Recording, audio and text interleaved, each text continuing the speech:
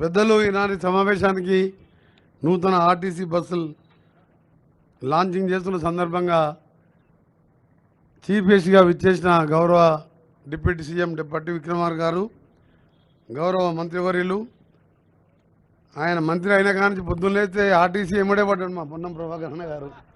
ఎప్పుడు మాట్లాడినా ఆర్టీసీ గురించే మాట్లాడతాడు. బయట మాట్లాడినా, క్యాబినెట్ మీటింగ్లో మాట్లాడినా, మా హైవేస్ ఫౌండేషన్ స్టోన్లో మాట్లాడినా, మా పార్టీ మీట్లో మాట్లాడినా పొన్నం ప్రభాకర్ గారికి, అలాగే అన్నగారు దానం నాగేందర్ గారికి, మన సజ్జనార్ గారు, ఇక్కడ ఉన్న బుద్ధప్రకాష్ గారికి, మా విజయారెడ్డి గారు, అపూర్వరావు గారికి, వేదికపై ఉన్న అధికారులందరికీ పేరు పేరున సమయం లేదు, మాకు ఒక సబ్ కమిటీ మీటింగ్ ఉంది, ఈరోజే క్యాబినెట్ మీటింగ్ కూడా ఉన్నది కాబట్టి ఆర్టీసీలోని కార్మిక సోదరులందరికీ కూడా చేతులెత్తి నమస్కరిస్తూ, ఇలా ఆర్టీసీ పుణ్యాన ఎంతో సురక్షితమైనగా వారి స్థావరాలకు చేరుస్తూ ఎన్నో లక్షల మందిని, ప్రైవేట్ బస్సులు చూస్తే ఒక్కోసారి యాక్సిడెంట్ అయితే 30-40 మంది చనిపోయే ప్రమాదం, కానీ ఆర్టీసీ బస్సులో యాక్సిడెంట్ తక్కువగా ఉంటాయి. డ్రైవర్లు కూడా సమయస్ఫూర్తితో మేము హైవేలో పోయినప్పుడు చూస్తే ఒక సిస్టమేటిక్గా నడుపుతారు.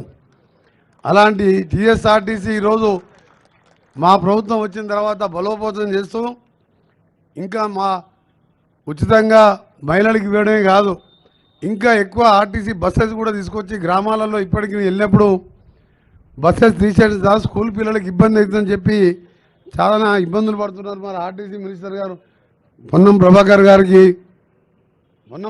గారు పుట్టి మహిళలతో పాటు ఆర్టీసీ గ్రామాలలో రోడ్లు లేవని చెప్పి ఆర్టీసీ బస్సులు బంద్ చేసిండు. ఆటో వాళ్ళు కూడా ఈ మధ్యలో ఎక్కువ నడవలేక స్కూల్ పిల్లలకి ఇబ్బంది అవుతుంది.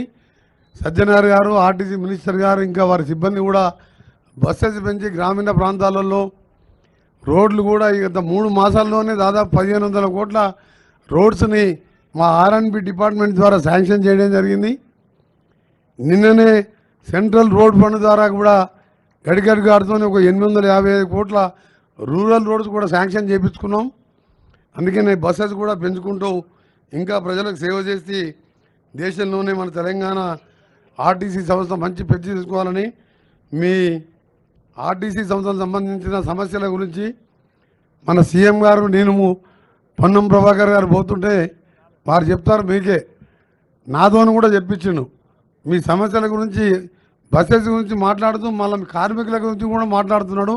ఇలాంటి మంచి ఉద్యమ నాయకుడు ఇవాళ ట్రాన్స్పోర్ట్ మినిస్టర్గా ఉండడం కార్మికుల అదృష్టం, తెలంగాణ ప్రజల అదృష్టం తెలియజేసుకుంటూ అందరికీ నమస్కారం.